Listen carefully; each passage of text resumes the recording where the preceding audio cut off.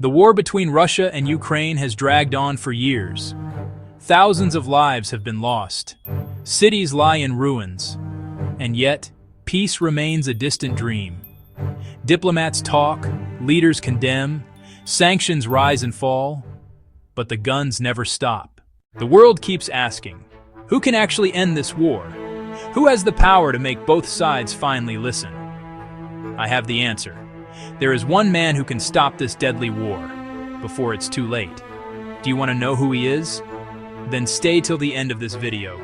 The Ukraine-Russia conflict is no longer just a regional war. It's a global chessboard. The United States backs Ukraine with billions in weapons and aid. Europe suffers energy shocks and refugee waves. Russia fights for control, and NATO responds with pressure. Every major player has entered the game, but none have managed to stop it. America tried to isolate Russia financially. Europe tried to squeeze Moscow with sanctions. Even Turkey, under Erdogan, tried mediating in 2023, hosting peace talks and prisoner exchanges. Modi offered India's neutrality and moral diplomacy. But none of it worked, because to stop this war, it takes someone who can influence both sides, Russia and the West, without being controlled by either. And that man exists. He doesn't shout at global summits. He doesn't send troops abroad. He uses silence and trade like weapons. His name? You'll find out soon. But first, let's understand why only he can end it. Russia's economy runs on oil and gas exports. After Western sanctions, who became its biggest buyer? China. In 2024, China imported record amounts of Russian oil, keeping Moscow's economy afloat. That single relationship allows one country, Beijing, to indirectly decide how long Russia can keep funding the war. If that supply line slows, Russia's war chest shrinks.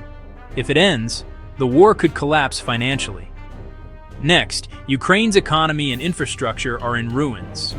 Rebuilding it will cost over $500 billion, and Western nations, already facing inflation and energy crises, can't fund that alone. There's only one nation that has both the cash and the construction capacity to rebuild Ukraine on that scale, and again, it's China. See the pattern? The same country that funds Russia's oil and could rebuild Ukraine also happens to hold the world's largest foreign exchange reserves and controls 30% of global manufacturing. That's leverage beyond politics. That's control over destiny. Now let's look at diplomacy. China has maintained strong relations with Russia since before the invasion, calling their partnership no limits. Yet it has also kept trade ties with Europe and quietly reached out to Ukraine's government for reconstruction cooperation. That's the unique position. Beijing can talk to both sides without being seen as an enemy by either. If China wanted to, it could easily apply pressure on Russia to negotiate, not through threats, but through incentives. Cheaper oil deals, reconstruction contracts, and long-term economic cooperation, things Putin desperately needs. And if Ukraine is promised massive reconstruction aid and global reintegration through China-backed investment, Kyiv would have its reason to talk peace too. But there's also risk. The moment China takes an active peace role, it challenges the US directly, because ending the war would mean taking away Washington's strongest leverage over Europe. The war currently keeps Europe dependent on American defense and gas. If Beijing steps in and ends it, it becomes the new power broker of Eurasia. And that's the silent game happening right now. Every move, every shipment, every ceasefire statement has a deeper meaning. So who is the man that can stop this war? It's Xi Jinping, the leader of the world's second largest economy, the only person with deep ties to both Moscow and Kyiv. A man who doesn't need to fire a missile to change the course of the war, just a policy shift, a trade deal, or a diplomatic phone call. He can stop the flow of money to Russia.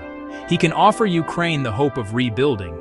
He can reshape Europe's dependency, and he can do all that without stepping onto the battlefield. So yes, only this man has the power to stop the Ukraine-Russia war. The real question is, does he want to?